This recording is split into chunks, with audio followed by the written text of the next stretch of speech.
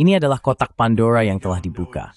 Kita tidak tahu persis kemana arahnya, tetapi kita bisa mengatakan beberapa hal dengan pasti. Salah satunya adalah bahwa Rusia tidak akan meninggalkan Iran. Itu adalah kepastian mutlak. Jadi mereka akan berdiri bersama Iran. Turki tidak akan membantu menghancurkan Iran. Itu terlalu jauh bagi mereka. Itu adalah perang yang tidak ingin mereka hadapi. Tetapi Turki bisa dengan mudah berbalik melawan Israel. Jadi itu nyata.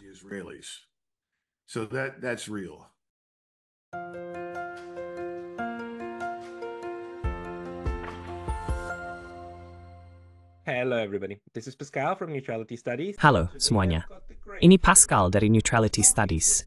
Dan hari ini saya mendapat kehormatan besar untuk berbicara dengan dua analis geopolitik AS yang fantastis. Yang pertama adalah James Corden, seorang jurnalis yang pernah menjadi penasihat Komisi Presiden Bilateral AS-Rusia di bawah Presiden Obama. Dan yang lainnya adalah Kolonel Douglas Macgregor, yang produktif, CEO dari Our Country, Our Choice. Saya yakin sebagian besar dari Anda mengenalnya dari acara lain seperti Judge Napolitano yang luar biasa, di mana dia secara teratur memberikan pembaruan yang sangat berharga tentang dampak politik dari perkembangan militer di Eropa dan Asia Barat. James, Kolonel, selamat datang. James, Colonel, welcome. Okay, say. Thank you. Terima kasih. Kalian berdua baru-baru ini menulis artikel penting di American Conservative yang akan saya tautkan di deskripsi, berjudul Iran, Perang Pilihan Amerika Berikutnya, di mana kalian menjelaskan bahaya dari apa yang mungkin terjadi sekarang setelah kaum neokonservatif lebih atau kurang selesai atau telah mencapai sesuatu di Suriah yang telah mereka coba selama 14 tahun, yaitu perubahan rezim. Saya percaya ini layak untuk dibahas secara mendalam. Jadi, bolehkah saya bertanya pada kalian berdua? Dan mungkin kita mulai dengan Kolonel Macgregor. Mengapa kalian berpikir Iran akan menjadi perang pilihan Amerika berikutnya?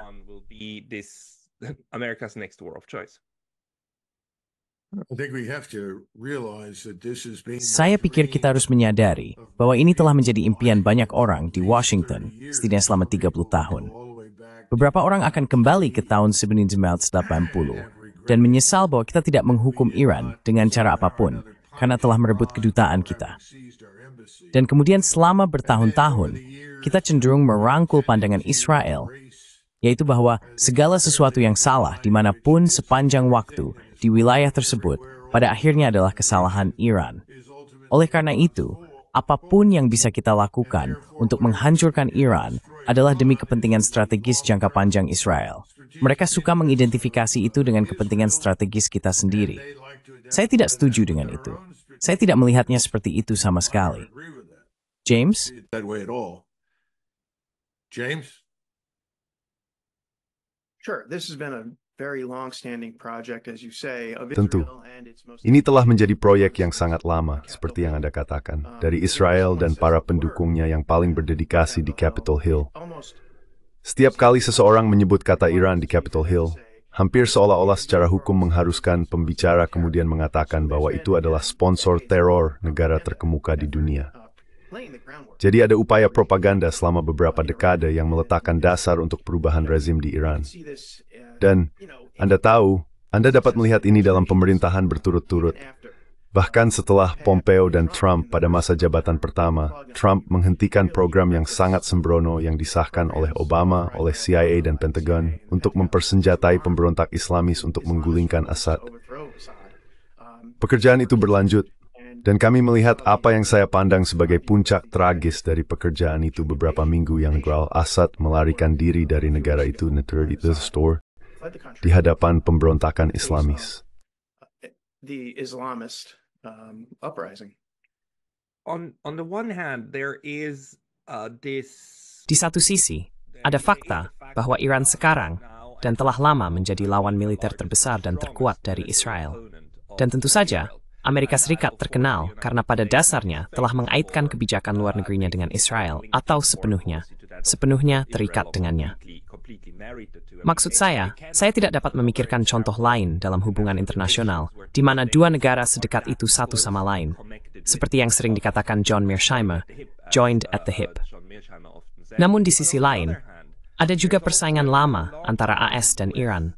Dan Iran adalah salah satu operasi perubahan rezim CIA pertama pada tahun 1950-an. Kolonel, dapatkah Anda menjelaskan mengapa selama 70-80 tahun terakhir, sejak akhir Perang Dunia Kedua, pada dasarnya AS tampaknya terus-menerus mencoba campur tangan dalam urusan Iran dan berhasil melakukannya pada tahun dan 70-an?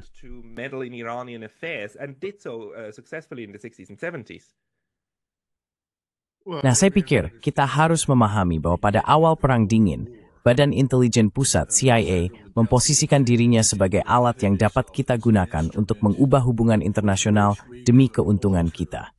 Mereka terlibat secara intensif di Yunani dan Italia. Mereka benar-benar mempengaruhi pemilu di Yunani dan Italia secara dramatis. Di Italia khususnya, seseorang bisa melihat kembali fakta-fakta dan berargumen bahwa kaum komunis sebenarnya memenangkan pemilu di Italia. Namun, kita tentu tidak akan membiarkan kaum komunis menang di kotak suara apa yang tidak mereka menangkan di medan perang. Kita menerima kenyataan, berkat Churchill, bahwa sebagian besar Eropa Timur akan diserahkan kepada Soviet.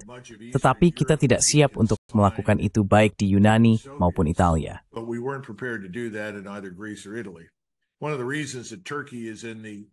Salah satu alasan Turki berada dalam Organisasi Perjanjian Atlantik Utara adalah sebagian besar sebagai benteng melawan komunisme Rusia. Jadi saya pikir itu semacam peninggalan. Kita memiliki apa yang kita sebut efek samping dari Perang Dingin. Dan kita terus melihat dunia, bahkan setelah tahun 1991-1993 melalui lensa yang sama. Dan kita telah melihat pemerintah kita dibajak oleh sejumlah kecil orang. Mereka menyebut diri mereka neokonservatif. Beberapa orang menyebut mereka globalis. Saya yakin ada campuran dari keduanya yang bertekad bahwa kita akan mempertahankan monopoli kekuasaan, tentu saja di Barat, tentu saja di Eropa dan Timur Tengah.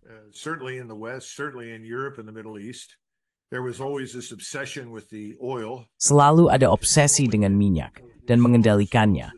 Karena kita melihat diri kita sebagai pihak yang berpotensi mengendalikan apa yang terjadi di Asia Timur Laut.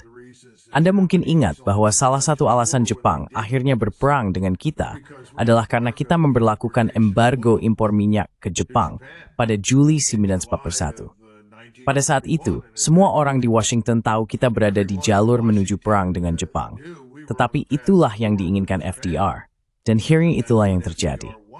Kita memiliki pola pikir yang serupa hari ini. Berpikir bahwa gimana kita menguasai ladang minyak, tetap kita harus orang di Asia Timur Laut sebasis sendera, terutama Chinsin.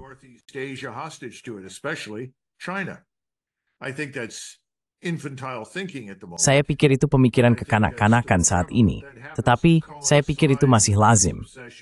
Itu bertepatan dengan obsesi terhadap Israel, menjadikan Israel sebagai kapal induk yang tidak bisa tenggelam, yang dapat berlayar ke seluruh wilayah dan menyalakan api. Dan saya pikir itulah yang kita lakukan sekarang. Kita pada dasarnya adalah pembakar, bersama dengan orang Israel pada dasarnya membakar status quo. Dan tentu saja, kebakaran terbaru yang terjadi adalah di Suriah. Saya pikir itu akan memiliki konsekuensi yang sangat negatif bagi Israel. Tetapi saat ini, orang Israel dan teman-teman mereka di Washington semua merayakan kejatuhan Tuan Assad.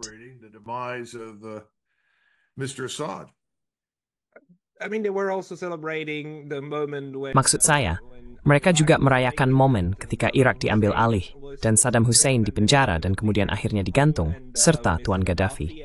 James, apakah Anda berpikir bahwa kedua negara ini, Irak dan Libya, pada akhirnya terjerumus ke dalam kekacauan, dan itu tidak benar-benar memperbaiki situasi untuk Israel? Itu hanya menciptakan aliansi baru dari musuh-musuh melawan Israel. Dan melihat sekarang di Suriah, Anda memiliki pengambilalihan oleh kaum Islamis. Saya sulit percaya bahwa ini lebih baik daripada rezim Assad untuk Israel. Bagaimana menurut Anda?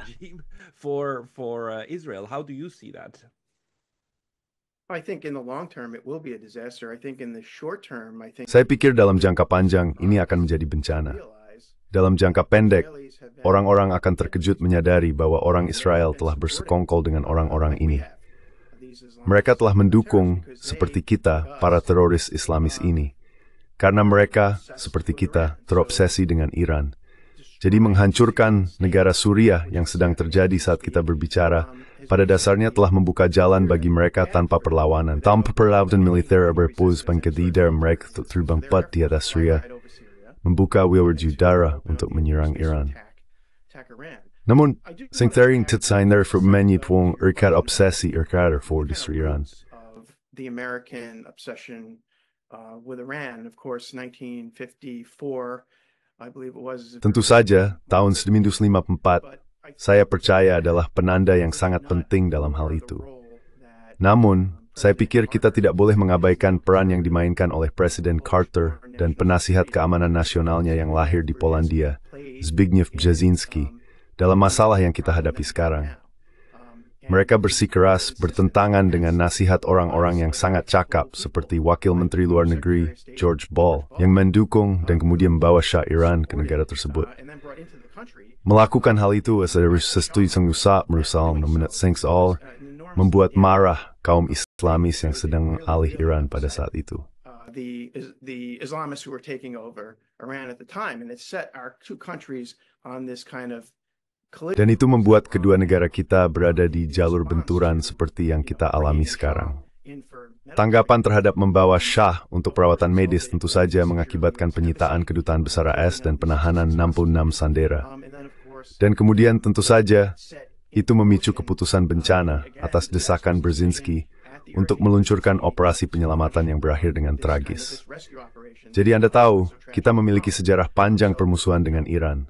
Nurais nois ketitangli jibird. Kisah beri jubayuk konserv mangtifit yang mendauf dali atas kawasan.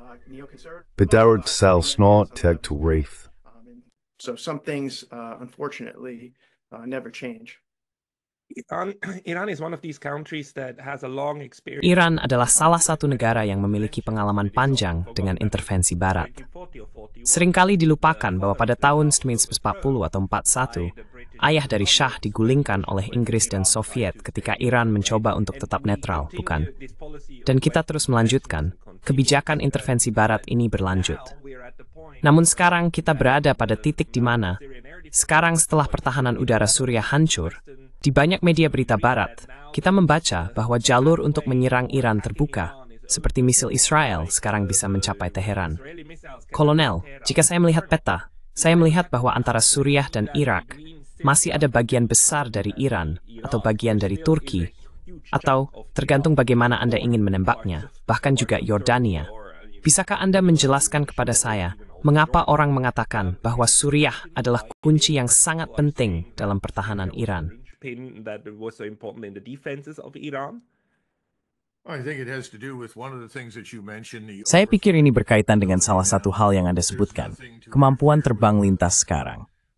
Tidak ada yang mengganggu penerbangan paket serangan yang bertujuan menghancurkan situs rudal atau situs pengembangan nuklir atau apapun di Iran melalui Suriah. Kami dan Israel telah terbang melintasi Yordania dan Arab Saudi sesuka hati. Ini hanya menambah lebih banyak wilayah udara.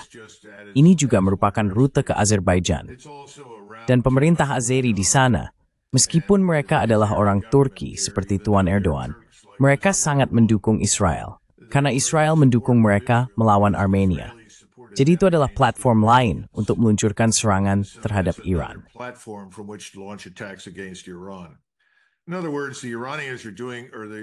Dengan kata lain, Israel melakukan segala daya upaya untuk mengepung Iran.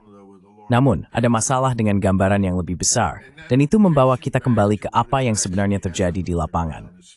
Ini bukan hanya soal Amerika Serikat, meskipun kita jelas telah membayar sebagian besar pemberontak, serta peralatan dan pelatihan mereka. Turki juga memiliki peran besar dalam hal ini, begitu pula dengan Mossad dan MI-NAS. Saya tidak akan mengecualikan mereka. Di mana untuk Bracely, MI-NEX pasti diskutin. Masalah dengan seperti ini berfin imait su Marip dan Joseph Stalin. Erdogan is very much like Joseph Stalin. He's not going to announce a new jihad against Israel. Dia tidak akan mengumumkan jihad baru melawan Israel, tetapi dia adalah seseorang yang menunggu kesempatan untuk masuk dan mendapatkan keuntungan dari pembongkaran atau pembubaran Suriah. Dan itulah yang dia lakukan. Anda tahu, kepala intelijen dari Iran, terbang ke Damaskus beberapa hari yang lalu, dan dia melakukan sesuatu yang sangat simbolis. Jika Anda seorang Muslim, terutama jika Anda seorang Turki, tetapi seorang Muslim pada umumnya, seorang Muslim Sunni, tetangga Gilix, Yurgaminski di Damaskus, Yamano. Newzaini, Tiskate Mathinaksin, Amipulemastias, Jolana, Dasin. Interact with the HTS leader Jelani and others. The reason that's significant is that that's the second. Alasan itu signifikan adalah karena itu adalah kekhalifahan kedua setelah Muhammad. Ada Bani Umayyah yang memerintah selama hampir 100 tahun antara sekitar tahun 1440 hingga 1990 di sekitar periode itu. Dan Damaskus kemudian menjadi ibu kota Islam, terutama di bawah Turki Seljuk dan kemudian selama Kekaisaran Ottoman. Jadi ini adalah kembalinya jika Anda mau dari Kekaisaran. Sekarang juga telah disebutkan bahwa Menteri Luar Negeri akan berkunjung. Dia mungkin sudah sampai di sana. Saya tidak tahu. Tapi tak terelakkan, Tuan Erdogan akan mengunjungi Damaskus. Dan Anda bisa bertaruh bahwa pemberhentian pertamanya akan di Masjid Umayyah. Sekarang apa yang dia inginkan dari Suriah? Nah, ini memberinya kesempatan untuk menghancurkan Kurdi.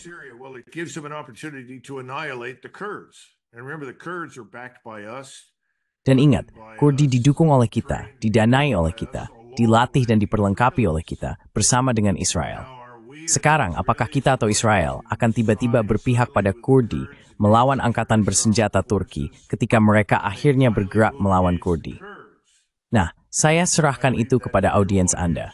Anda bisa mengadakan jajak pendapat dan melihat siapa yang percaya apa yang akan terjadi. Saya tidak berpikir kita akan melakukannya. Turki akan menyelesaikan Kurdi. Kemudian pertanyaannya adalah, apa yang terjadi selanjutnya? Karena saya akan berargumen bahwa jika Anda melihat perbatasan ini, yang membentang sedikit di selatan Damaskus saat ini, melintasi seluruh Suriah, dengan kata lain, hal ini yang disebut Israel sebagai zona keamanan, serta daerah-daerah yang saat ini mereka jajah di dekat pegunungan di sisi barat. Saya pikir apa yang akan kita lihat terjadi adalah bahwa itu secara efektif akan menjadi perbatasan Turki dan Israel. The border of Turkey and Israel. So the Israelis are now facing the unhappy. Jadi, orang-orang Israel sekarang menghadapi prospek yang tidak menyenangkan dari perbatasan dengan Turki, dengan sangat sedikit yang memisahkan mereka dan Turki. Pertanyaannya adalah, di mana posisi kita dalam semua ini? Ingat, segala sesuatu yang dilakukan Israel dan telah dilakukan sejauh ini didasarkan pada dukungan tanpa syarat dari kita. Kesiapan kita yang tak tergoyahkan, tidak peduli apa yang mereka lakukan. Tidak peduli berapa juta orang yang mereka usir, atau bunuh, atau hancurkan. Dukungan kita untuk itu. Pertanyaannya adalah, berapa lama lagi dukungan itu akan ada? Bisakah mereka mengandalkannya?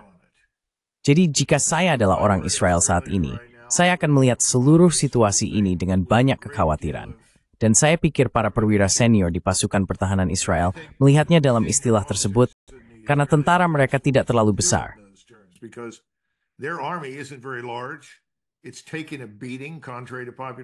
Ini telah mengalami pukulan, bertentangan dengan kepercayaan umum, di tangan Hezbollah dan Hamas.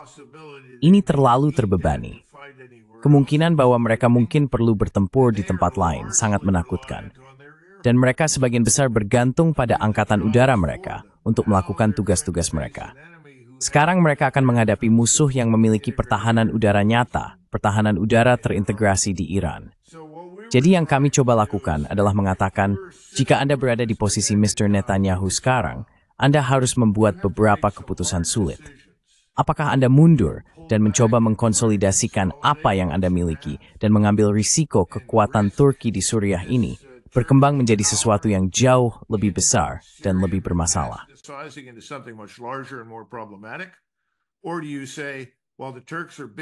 Atau apakah Anda mengatakan, sementara Turki sibuk dengan Kurdi, kita mengejar Iran sementara kita mendapat dukungan dari Amerika Serikat? Kami sebagian besar setuju bahwa itu mungkin pilihan kedua, karena jika mereka akan mengejar Iran, sebaiknya mereka melakukannya segera sebelum pemilihan berikutnya. Nah, mengapa demikian? Itu karena kita tidak benar-benar tahu apa yang akan dilakukan Tuan Trump. Saya tahu semua orang mengatakan, oh ya, dia keras dan tegas untuk Israel. Tetapi setelah bekerja dengannya dan melihatnya beraksi, dia berubah-ubah. Dan dia mungkin memutuskan, ya Anda tahu, saya benar-benar tidak ingin mendukung itu. Dan saya benar-benar ingin kesepakatan. Anda sering mendengar mengatakan itu. Tuan Netanyahu tidak menginginkan kesepakatan apapun. Dia menginginkan kehancuran kepemimpinan Iran. Destruction of the Iranian leadership. We'll talk about the destruction in just a second, but James, there are two. Kita akan membahas tentang kehancuran dalam sekejap. Tetapi James, ada dua presiden dari pemerintahan Trump pertama yang sulit saya konsolidasikan. Tetapi mungkin kalian berdua bisa. Salah satunya adalah bahwa Tuan Trump adalah orang yang keluar dari JCPOA, perjanjian yang menurut semua orang, termasuk pengawas atom, disetujui oleh Iran. Maksud saya, mereka tidak mencoba melebihi batas material nuklir yang diperkaya, air berat, atau pengayaan, kan? Das Regnanium uranium mereka, matuoni itu stotok memit bom. Keluar dari EU. Dan bagi saya, itu merusak stabilitas tergosnon dalam mencuri growth box stabilitas nuklir. Keeping a lid on Iranian nuclear weapons production, but the other one was this tanker moment, and I think it was. Tapi yang lainnya adalah momen tanker ini. Saya pikir itu terjadi pada tahun 2019 ketika ada kebakaran besar di Selat. Ada momen ketika sebuah drone AS, saya pikir, ditembak jatuh oleh Iran dan hampir terjadi perang. Maksud saya, AS hampir menyerang tempat dari mana drone ini ditembak jatuh. Tapi kemudian Presiden Trump mengatakan tidak. Tampaknya, menurut sumber, Trump mengatakan tidak, karena itu akan melibatkan korban jiwa dari Iran. Trump mengatakan, ini tidak sebanding. Dia tidak akan melakukan EU. Setelah itu, episode tersebut mereda, dan perang berhasil dihindari. Mungkin pertama, James dan kemudian Kolonel. Apa yang Anda pikirkan sebagaimana Mr. Trump mendekati Iran? How Mr. Trump approaches Iran. I think it might speak more to generally towards. Saya pikir ini mungkin lebih umum berbicara tentang, dan Doug bisa mengoreksi saya jika saya salah, pendekatan Trump terhadap urusan luar negeri secara umum.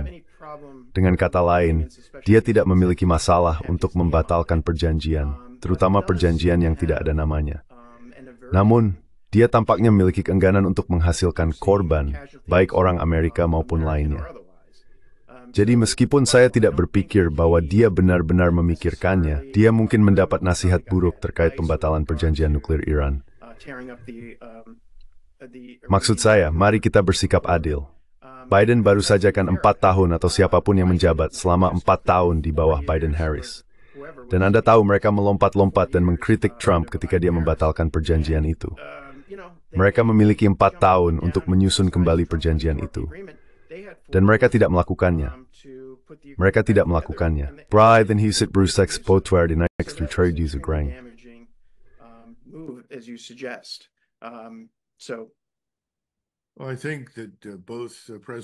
Ya, saya pikir baik Presiden Trump maupun Presiden Biden terjebak oleh lobi Israel. Kita harus jujur tentang itu. Lobi Israel mengendalikan banyak suara di Capitol Hill dalam hal apapun yang penting bagi mereka. Dan saya pikir James ada benarnya ketika dia mengatakan bahwa Presiden Trump memutuskan, ya, apa bedanya bagi saya? Apa yang terjadi dengan JCPOA? Saya tidak merundingkannya, dan saya bisa melakukannya. Dan teman-teman saya di lobi Israel akan mendukung saya. Dia juga meluncurkan rudal 2 kali ke pasir di Suriah, di mana mereka sama sekali tidak menyebabkan kerusakan dan tidak memiliki efek apapun. Dan kita tahu bahwa respons tersebut adalah terhadap 2 bendera palsu yang diatur oleh MI-NES dengan white helmets di Suriah. Ya, dia terus bertindak seolah-olah, lihat, saya tegas dan tegas.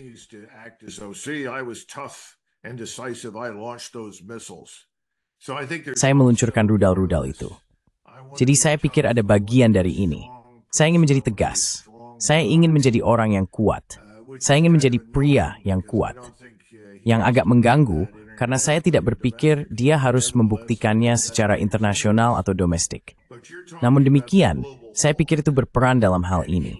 Tapi Anda berbicara tentang Global Hawk, dan dia disergap karena itu diatur dengan Jenderal McKenzie, yang mengalihkan Global Hawk tertentu itu, yang merupakan platform ISR. Itu terlihat seperti B-lampu 2 kecil yang membawa paket intelijen, pengawasan, pengintaian, dan komunikasi. Dan dia sengaja menerbangkannya tepat di sepanjang Addis, zona identifikasi pertahanan udara, tepat melalui Selat Hormuz, dan kemudian naik melalui tengah Teluk Persia. technically in a court of international law, Secara teknis, di pengadilan hukum internasional, Iran memiliki hak untuk menembak jatuh itu. Mereka tidak pernah diberitahu tentang hal itu. Itu adalah pesawat militer. Mereka memiliki opsi untuk menembaknya, dan mereka melakukannya. Saya tidak berpikir Presiden Trump menyadari bahwa penasihat keamanan nasionalnya dan kepala staf gabungan telah melakukan itu, bahwa itu terjadi tanpa sepengetahuannya. Jika itu terjadi dengan sepengetahuannya, saya tidak berpikir dia memahami konsekuensinya. Tetapi ketika itu disampaikan kepadanya, salah satu pertanyaannya adalah, apa yang terjadi setelah kita meluncurkan paket serangan ini untuk menghukum Iran? Dan kemudian, berapa banyak orang yang akan terbunuh? Ketika jelas baginya bahwa akan ada banyak orang yang terbunuh, dan tidak ada rencana untuk apa yang harus dilakukan setelah serangan itu, dia berkata tidak. Dan saya berada di dekatnya pada saat itu. and I was nearby at that point in time, and I'd been on Tucker Carlson, and I had outlined it. Dan saya pernah tampil di Tucker Carlson, dan saya telah menjelaskannya persis dengan cara itu. Dia melihatnya dan orang lain memberitahunya secara offline hal yang sama. Tapi dia menambahkan fan dan perangkat komunikasi yang rumit ke Gedung Putih. Semua orang mengharapkan perang. Angkatan Udara sudah menyiapkan paket serangan mereka dengan B-2 dan sebagainya. Dan dia membatalkannya. Dan ada kekecewaan yang sangat besar. Anda tahu, oh ya ampun, kita hampir mendapatkannya. Kita punya perang, dan kita hilangannya. Ini gila. Dan sekarang Anda juga mendengarnya mengatakan lebih dari satu kali, saya memberitahu Mr. Netanyahu, saya ingin dia menyelesaikan perang ini sebelum saya dilantik. Nah, semoga berhasil dengan itu. Tapi dia mengatakannya, dan saya pikir dia sungguh-sungguh tanpa harus memahami bahwa ini sudah di luar kendali. Ini sudah melampaui batas yang biasa kita kenal.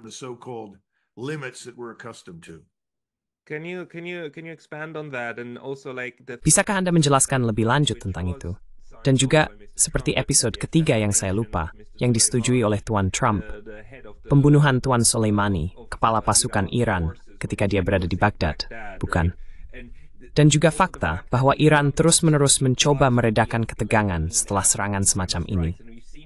Kita telah melihat itu berulang kali selama setahun terakhir, dengan serangan terhadap konsulat mereka di Suriah, dengan serangan oleh Israel, dan dengan pembunuhan salah satu juru bicara atau pemimpin Hamas di Teheran. Orang-orang Iran terus-menerus membalas, tetapi mereka membalas dengan cara yang sangat jelas mengatakan, hentikan ini. Kami tidak ingin berperang dengan Anda. Kami bisa menyerang Anda, tetapi kami tidak melakukannya. Kami tidak mau.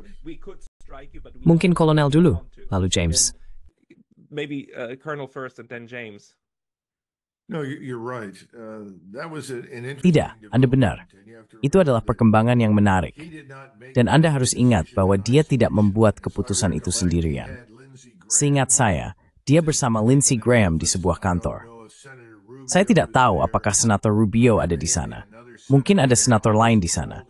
Saya dipanggil dan ditanya tentang hal itu ketika saya sedang dipertimbangkan untuk nominasi menjadi duta besar di Jerman. Seorang senator AS bertanya langsung kepada saya, dan saya mengatakan bahwa saya mendapat telepon bukan dari Presiden Trump, tetapi dari seseorang di staf yang menanyakan. Saya bilang itu mengerikan. Jangan lakukan itu. Tuan Soleimani atau Jenderal Soleimani adalah anggota pemerintah Iran. Secara teknis, menurut hukum, kita membunuh anggota pemerintah asing. Ada undang-undang yang melarang hal itu. Ini adalah pembunuhan.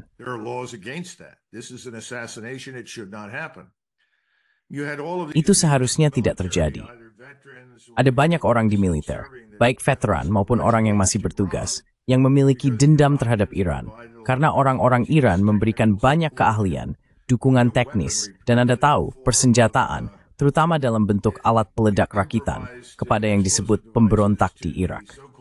Dan jawaban saya untuk itu adalah, ya, apa yang akan kita lakukan jika kita melihat tentara asing di Meksiko dan orang-orang Meksiko melawan mereka? Kita akan membantu orang-orang Meksiko. Jadi kita tidak perlu terkejut dengan itu. Tapi poin lainnya adalah bahwa Soleimani telah melakukan layanan besar melawan ISIS dan membantu kita menghancurkan banyak ancaman Islamis Sunni ini. Jadi saya menentangnya, tetapi saya diberitahu, tidak, ini adalah sesuatu yang akan terjadi. Dan benar saja dia berkata, ya, mari kita lakukan. He said, "Yeah, let's do it." And of course, the Israelis wanted that desperately. Dan tentu saja, orang Israel sangat menginginkannya. Mereka melihat Soleimani sebagai antikristus dan secara efektif menginginkan kematiannya. Dan saya pikir akhirnya Presiden Trump berkata, "Oke, mari kita bunuh dia." Dan itu adalah sesuatu yang biasanya tidak akan kita lakukan, Pascal, karena dia berbicara di jalur terbuka di ponsel. Biasanya dia sangat berhati-hati dan sangat teliti, tetapi dia melakukannya. Dan itulah yang membunuhnya. Mereka tahu persis di mana dia berada, bersama dengan orang-orang di sebelahnya, yang merupakan bawahan Irak dan Iran. Jadi disinilah kita duduk. Dan hal semacam itu berbahaya. Dan itulah mengapa sangat penting bahwa Presiden dikelilingi oleh orang-orang yang tidak emosional dan yang secara aktif mendukung niatnya dan tidak mencoba mengarahkannya ke arah yang salah. Dan itu adalah masalah lain. James Corden bisa membicarakan hal itu. That's another issue. James can talk about that one. Ya, kita punya Pak Waltz, yang mungkin akan menjadi penasihat keamanan nasional kan? Apa pendapatmu, James? What do you think, James? Well, not much, but I do want to. I don't think. Ya, tidak banyak. Tapi saya ingin menekankan sesuatu yang telah dibicarakan Doug, yaitu pengaruh lobi Israel terhadap kebijakan ini terhadap Iran. Saya ingin menunjukkan bahwa bahkan setelah, seperti yang saya katakan sebelumnya, Trump dan Pompeo menghentikan program-program era Obama ini, tekanan dari lobi Israel di Capitol Hill untuk melakukan perang ekonomi terhadap Suriah benar-benar meningkat. Kami melihat ini pada tahun 2019 dengan pengesahan Undang-Undang Perlindungan Sipil Suriah Kaisar yang memberlakukan sanksi sektoral. Tujuannya adalah untuk melumpuhkan ekonomi dan menargetkan warga Suriah sehari-hari.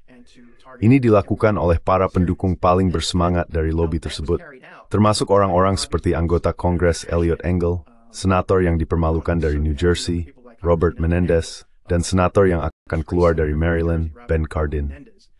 The outgoing senator from Maryland, Ben Cardin. But the Caesar sanctions weren't enough. So 2 years later. Tapi Anda tahu sanksi Caesar tidak cukup. Jadi 2 tahun kemudian fokus di bawah Biden menjadi demokrasi dan oposisi Amerika terhadap rekonstruksi Suriah. Dan jadi Anda tahu Anthony Blinken mengatakan ini dengan sangat terbuka pada Oktober 2021. Dia mengatakan posisi kami adalah menentang rekonstruksi Suriah. Dan benar saja Komite Urusan Luar Negeri DPR meloloskan undang-undang anti-normalisasi Assad yang memperkuat sanksi Caesar. Dan jadi yang sebenarnya terjadi adalah semacam perang ekonomi terselubung yang dilancarkan terhadap negara Suriah. Dan tentu saja bukan Assad sendiri di istananya yang menderita, itu adalah orang-orang biasa. Dan tentu saja itu menjelaskan sebagian besar mengapa begitu mudah bagi kelompok Islamis ini untuk bergerak langsung ke Damaskus hanya beberapa minggu yang lalu.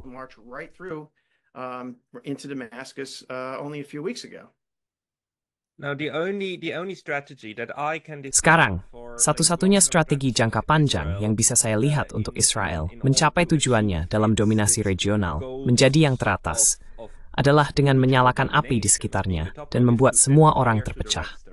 Kita lihat misalnya bagaimana ini bekerja dengan Kurdi. Ada 24 juta orang Kurdi di wilayah itu yang tersebar di 5 negara. Tetapi fakta bahwa mereka terpecah mengurangi banyak kapasitas mereka. Tetapi orang-orangnya tetap ada. Di Iran, cameraman Grace betäpsvärd population sebenarnya tidak sepenuhnya dong beräknafaka. Mau penggunaan itu semais bevering sopung in Palestina. Why would we want to go and die for the Palestinians, right? Despite the fact that, or because. Meskipun pemerintah mereka ingin mendukung Palestina dengan sangat kuat, atau justru karena itu. Namun, jika Anda memperbesar hal tersebut, yang Anda lakukan hanyalah menciptakan peluang baru untuk konfigurasi ulang. Dan Kolonel, Anda sudah menyinggung fakta bahwa sekarang kita mungkin memiliki, bukan secara de jure, tetapi perbatasan de facto antara Israel dan Turki, atau setidaknya pasukan mereka. Jika Iran benar-benar diserang, dan saya percaya kalian berdua berpikir bahwa itu akan terjadi sekarang, karena semua kekuatan mendorong ke arah itu, bukankah sangat berbahaya untuk benar-benar melepaskan kekuatan di Asia Barat, yang bahkan tidak bisa dibayangkan oleh Israel maupun Amerika Serikat saat ini?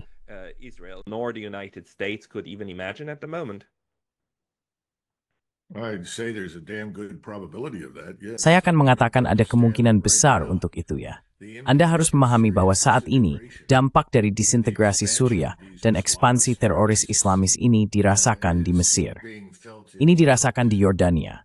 Orang-orang bertanya-tanya, apakah Yordania akan bertahan? Baik Raja Yordania, yang menurut saya adalah orang yang sangat baik dan terhormat, maupun Jenderal Sisi di Kairo, dianggap sebagai boneka Israel Amerika oleh rakyat mereka. Jadi orang bertanya-tanya, berapa lama lagi ini bisa berlangsung? Sekarang, Sisi baru-baru ini memerintahkan tentara untuk bertempur. Kami melihat beberapa bukti itu.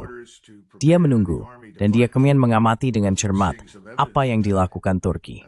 He's waiting and he's going to watch carefully what the Turks do. And he's been to Turkey as his Dan dia telah pergi ke Turki, seperti halnya anggota lingkaran dalamnya, untuk bernegosiasi dan membahas masalah ini dengan Erdogan. Saya pikir ini adalah kotak Pandora yang telah dibuka. Kita tidak tahu persis kemana arahnya, tetapi kita bisa mengatakan beberapa hal dengan pasti. Salah satunya adalah bahwa Rusia tidak akan meninggalkan Iran. Itu adalah kepastian mutlak. Jadi mereka akan berdiri bersama Iran. Turki tidak akan membantu menghancurkan Iran. Itu terlalu jauh, Jemaat. Itu perang yang tidak memberi Dabi. Tetapi Turki dengan marah berbahan Israel. Itu hiu. Dan ikut takamamba with duduk seth most she forwards work bisa terjadi back here. in that region for most of the last 1,000 years. One is Turkey and the other is Persia. Satu adalah Turki dan yang lainnya adalah Persia. Ini adalah kekaisaran yang diperintah oleh Turki atau kekaisaran yang diperintah oleh Persia. Dan mereka bertempur satu sama lain sepanjang tahun 500 dan 700 untuk mendominasi semua tempat ini. Kita lupa bahwa perbatasan timur Irak saat ini dihasilkan pada tahun 40-an dari akhir perang Persia-Turki yang dinegosiasikan. Dan mungkin menarik bagi beberapa orang untuk mengetahui bahwa orang yang datang menegosiasikan itu dan menyelesaikan perang itu adalah Tsar Rusia. Dengan kata lain, semua orang hidup bersama-sama lain untuk waktu yang lama. Mereka semua saling mengenal. Mereka memahami kepentingan mereka. Masalahnya adalah, di mana kita cocok. The problem is, where do we fit in? What are our real vital strategic interests? Apa kepentingan strategis Vitata yang sebenarnya? Apa kepentingan yang menentukan apakah kita pergi berperang atau tidak? Pertanyaan-pertanyaan ini tidak diajukan. Tidak ada debat di Capitol Hill. Tidak ada yang menanyakan pertanyaan-pertanyaan ini. Tidak ada strategi besar. Strategi saat ini adalah memberikan apapun yang diinginkan Israel, dan mereka akan berhasil. Itu saja. Tidak ada strategi untuk itu, dan tidak ada batasan pada apa yang bisa atau tidak bisa dilakukan oleh Israel. Poin saya sebelumnya adalah bahwa hal itu bisa saja berubah dalam beberapa cara setelah Trump menjadi presiden. Karena saya telah melihatnya beraksi, melihatnya melakukannya sebelumnya. Dia bisa melakukan sesuatu seperti itu lagi. Itulah sebabnya saya pikir Netanyahu akan memutuskan untuk bertindak. Netanyahu will decide to act. James, can you explain to yourself the US James, bisakah Anda menjelaskan obsesi AS dengan Asia Barat, Timur Tengah? Sekali lagi, tidak ada ancaman terhadap daratan AS yang berasal dari sana. Menetapkan Israel dengan cara yang memungkinkannya berkembang di lingkungannya telah dicoba dengan Oslo pada tahun 1993 dan seterusnya. Semua sia-sia, tentu saja. Namun, ada banyak pendekatan lain selain pergi berperang. There would be so many approaches other than going to war. Well, there's simply one explanation for it, is that America... Ya, ada satu penjelasan sederhana untuk itu. Kebijakan luar negeri Amerika di Asia Barat dijalankan dari Tel Aviv. Maaf, tapi itulah kenyataannya. Namun yang akan kita lihat mungkin ada dua hal. Yang pertama adalah, sayangnya, serangan atas desakan Netanyahu terhadap Iran. Dan ini adalah sesuatu yang menurut saya harus dilakukan sebelum Rusia menyelesaikan operasinya di Ukraina dan sebelum pertumpahan darah yang tak terhindarkan terjadi di Suriah. Hal lainnya, dan Doug menyinggung hal ini, adalah ada kemungkinan besar kita akan menyaksikan semacam musim semi Arab bagian 2, karena penolakan para pemimpin Arab ini untuk bertindak mencegah pembersihan etnis dan genosida yang dilakukan Israel terhadap Palestina. That the Israelis have been carrying out against the Palestinians. So the unrest in the so-called Arab Street. Jadi kerusuhan di apa yang disebut jalanan Arab ada dan berbahaya. Dan yang akan kita lihat menurut saya adalah masalah dari berbagai arah di Timur Tengah. in the Middle East. The other Hal lain yang that tentu saja tidak dihargai oleh pembuat kebijakan Amerika adalah nilai dari stabilitas. Jadi apapun masalahnya pada tingkat hak asasi manusia dengan Assad, setidaknya dia menjaga keadaan tetap terkendali. Anda tahu, Yesaya sedesjarius harap jadi sadre dawa, zerferi sementara penggulingin Gaddafi di Libya, sip dibing pendek, it's counterproductive. very short-sighted, counterproductive overthrow of Gaddafi in Libya, and the first part of the Syrian regime. Dan bagian pertama dari operasi rezim Suriah terjadi sekitar 10 hingga 12 tahun yang lalu. Itu mengakibatkan aliran migrasi massal keluar dari Suriah ke Turki dan ke Eropa. Hal ini menghadirkan tantangan keamanan yang sangat serius bagi mitra Eropa kita dan berpotensi bagi kita. Disitulah kita seharusnya memfokuskan energi kita, bukan bermain permainan besar di Asia Barat. Itu bukan untuk kita. Yang benar-benar perlu kita fokuskan sekarang sayangnya, sebab itu diri ke sendiri, menghal potensi serangan teroris di Eropa dan Amerika. In terms of potential terrorist attacks in Europe and in America. Yeah, and those are of course the view of people who would like. Ya, dan itu tentu saja adalah pandangan dari orang-orang yang ingin melihat Amerika Serikat menahan kemampuan militernya di luar negeri. Tapi ada satu faktor lagi yang ingin saya diskusikan dengan Anda para hadirin. Ketika satu perang berakhir, atau ketika satu krisis berakhir, kita sering melihat pergeseran total ke krisis lain. Kita telah melihat itu dengan berakhirnya krisis corona, yang pada dasarnya diakhiri dengan perang di Ukraina. Kavda Masan de Bawaba fokus beralih ke sana. Because then suddenly the focus was there. Also the humiliation of the US in Afghanistan. Juga, penghinaan terhadap AS di Afghanistan segera dilupakan begitu. Seperti setengah tahun kemudian, perang pecah. Kurang dari setengah tahun, hanya 5 bulan kemudian, pada Februari 2022, di Ukraina. Dan sekarang tampaknya perang Ukraina sedang mereda, karena hanya orang buta yang tidak bisa membaca tanda-tanda apa yang terjadi di sana. Tetapi apakah Anda juga berpikir bahwa ini mungkin menambah, selain tekanan untuk membuka front baru, juga front mental untuk fokus secara militer bagi Amerika Serikat? Atau apakah saya sedikit berlebihan membaca ini, Kolonel?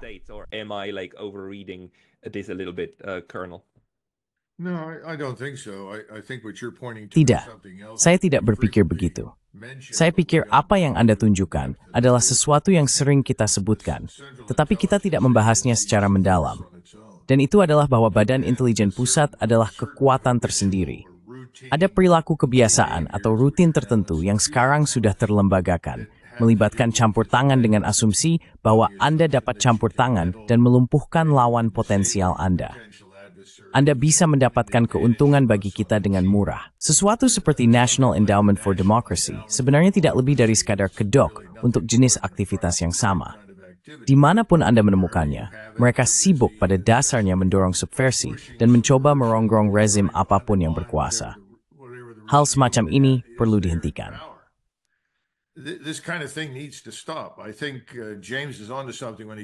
Saya pikir James menyentuh sesuatu ketika dia berbicara tentang permainan besar.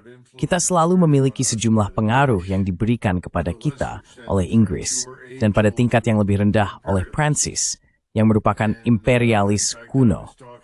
Dan sebenarnya, saya berbicara akhir pekan ini dengan seseorang yang berasal dari Inggris, dan saya berkata, apa yang membuat Inggris membenarkan intervensi di bagian dunia ini? Apa yang bisa didapatkan? Dan dia berkata, Douglas, Anda tahu, kami adalah kekuatan imperial yang frustrasi. Jadi jika kami bisa bergabung dengan Anda dalam campur tangan, maka kami merasa seolah-olah kami masih kuat dan berpengaruh. Maksud saya, itu mungkin jawaban yang sederhana, tetapi saya tidak yakin itu tidak akurat. Sekarang, itu bukan komentar tentang rakyat Inggris. Saya pikir rakyat Inggris sama sekali tidak tertarik. Sama seperti orang Amerika tidak tertarik. Saya tidak berpikir orang Prancis tertarik. Sewayu dereng Jerman at brute force. I don't think Frenchmen are interested. I know the Germans aren't. So you're talking about a ruling elite. Jadi Anda berbicara tentang kelas elit penguasa dari kaum neokonservatif, globalis, dan calon imperialis yang beroperasi tanpa akuntabilitas. Sebagian besar karena struktur parlementer mereka tentu saja benar di Inggris Raya. Dan itu juga benar bagi kita di Washington, berada di kantong orang-orang dengan banyak uang yang ingin melihat hal-hal ini terjadi. Ini sangat disayangkan. Namun, Saya ingin memberikan satu komentar yang mengingatkan kembali pada sesuatu yang Anda tanyakan sebelumnya.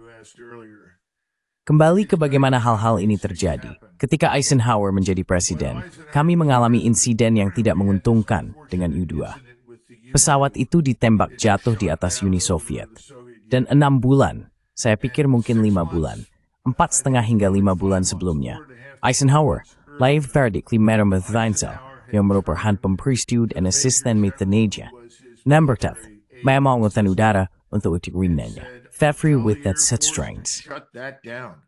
No more overflights. We don't need them. We're going to have satellites. Kita tidak membutuhkannya. Kita akan memiliki satelit. Mereka sudah mengerti bahwa itu akan membuat penerbangan ini menjadi usang. Ini terlalu berbahaya. Hentikan mereka. Dia menyampaikan itu, tetapi tidak terjadi. Itu tidak terjadi karena sudah dijadwalkan. Itu sudah menjadi rutinitas. Mereka berkata, oh ya, sudah waktunya untuk penerbangan U-2 lainnya melintasi Uni Soviet. Dan tidak ada catatan di sana yang mengatakan, Presiden mengatakan, jangan lakukan lagi. Sekarang, saya sama itu konyol, tetapi benar. Dan hal semacam itu berbahaya. Dan itu bisa terjadi pada presiden manapun. Dan saya itu berpikir, itu adalah berupage yang perlu dihadapi Presiden Trump sejak awal. Dan mencari solusinya. Trump needs to confront early and figure out that the mistake was made because nobody went down to the air. Kesalahan terjadi karena tidak ada yang pergi ke Angkatan Udara dan menyelidiki perintah serangan dan komando pembom strategis serta hal-hal lainnya. Dan berkata, tunggu sebentar, apakah ini sudah berhenti? Apakah Anda melaksanakan sesuai perintah? Dan kepala staf adalah orang yang sibuk. Dia mungkin tidak terlibat, tidak terlalu memikirkan satu hal atau lainnya. Inilah masalahnya. Kita besar, kita sangat besar. Birokrasi sangat besar, dan hal Spice Tour as mengambil alih hidup mereka sendiri, dan mereka terus berlanjut sampai seseorang datang dan berkata, Teoni Pandutikan. Dan itulah ketakutan besar saya saat ini. Terlalu banyak yang dipicu untuk tanpa perintah khusus.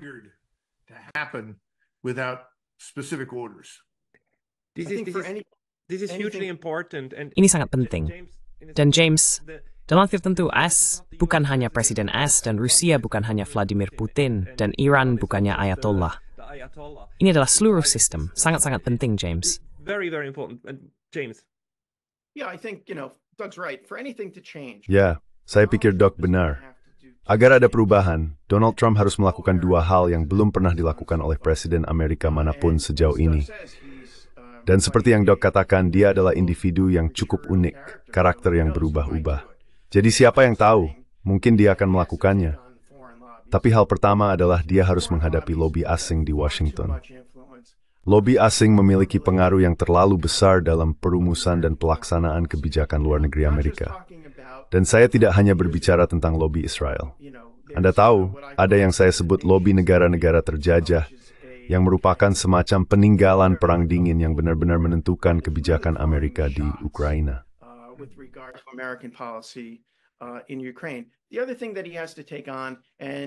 Hal lain yang harus dia hadapi, dan tampaknya ada keinginan untuk melakukannya, adalah birokrasi, negara permanen. Dan sebenarnya, pelajaran yang perlu dipelajari Trump, dan mungkin dia tidak ingin mendengarnya, adalah dia perlu melakukan sesuatu yang gagal dilakukan Obama.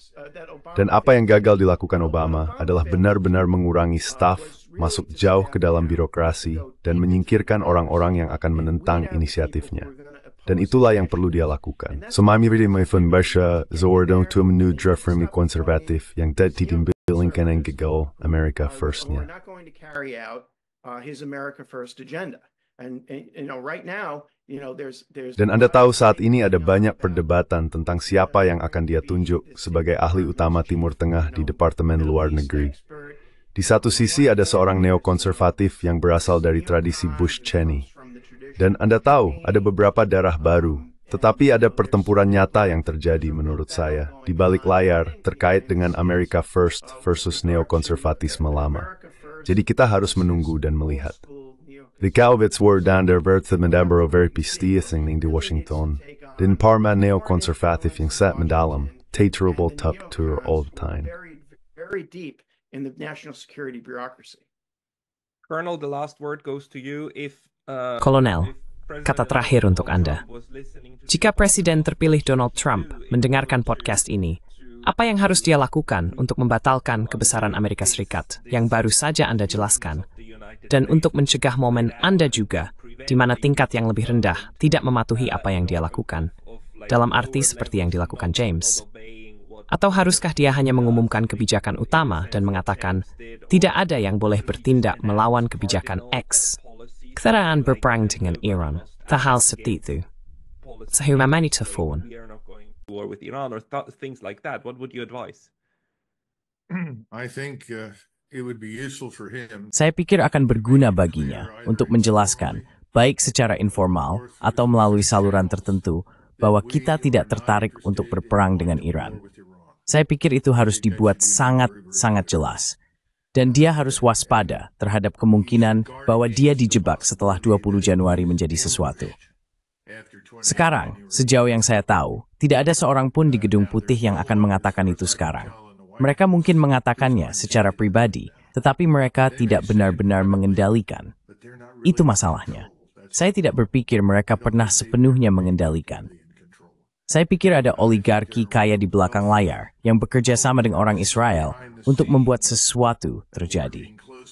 Dan mereka telah menunjuk orang-orang untuk mengambil pekerjaan di dalam Departemen Pertahanan dan Departemen Luar Negeri di tempat lain yang akan melaksanakan kehendak itu.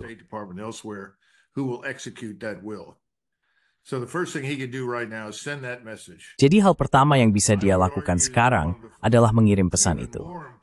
Tapi saya akan berargumen bahwa yang lebih penting, sejujurnya, adalah mengakhiri perang di Ukraina. Dan semua yang saya dengar sejauh ini menunjukkan bahwa itu tidak akan terjadi. Dia sekarang mengatakan bahwa dia akan melanjutkan bantuan.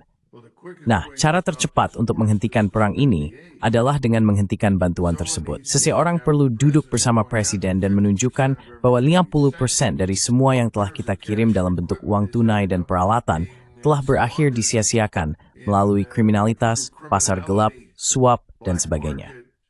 Jadi mengapa Anda ingin melakukan itu? Dan begitu Anda mengatakan Anda tidak akan mengirim bantuan militer lagi, perang akan berakhir. Kemudian akan terlihat seperti teman-teman kita di Afghanistan.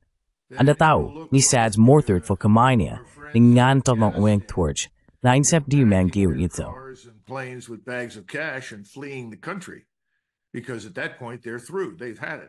Karena pada titik itu, mereka sudah selesai. Mereka sudah cukup. Kita perlu menerima kenyataan itu. Dan hal lain yang saya pikirkan adalah, dia harus mengatakan, saya ingin semua personel Amerika, militer atau lainnya, berseragam atau tidak, keluar dari Ukraina pada tanggal tertentu, sebaiknya secepat mungkin. Sekarang apa yang dilakukan itu? Itu membuat jelas bahwa kita sudah cukup. Dan bola kemudian akan berada di pengadilan Eropa. Kemudian terserah kepada Jerman, Polandia, Prancis, Lithuania, Latvia, Estonia, Rumania, Slovakia, dan Bulgaria. Teman-teman kami keluar, itu beri anggota NATO, mereka akan menyerah. Tanpa kita itu selesai. Baiklah, baik, itu selesai. Anda tahu, dan Anda harus memberitahu mereka saya senang menjadi tuan rumah konferensi.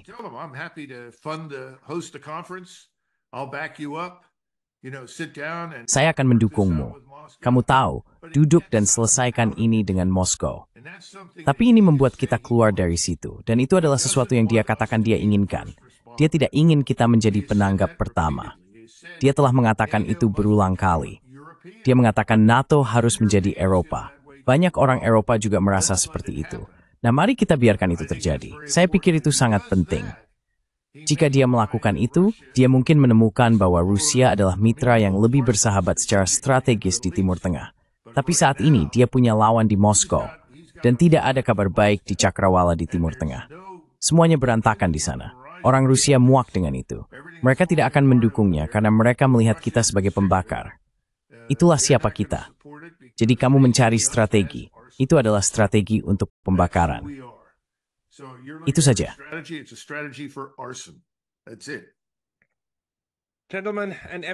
Tuan-tuan dan semua yang mendengarkan, saya menyarankan satu-satunya hal yang seharusnya menyala saat ini adalah lilin di pohon Natal, dan bukan Asia Barat.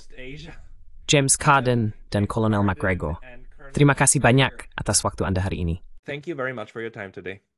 Hey, thank you. Thanks. Innovath Nilling. Christmas. Selamat Nat. There's a strain where birds supposed to pie.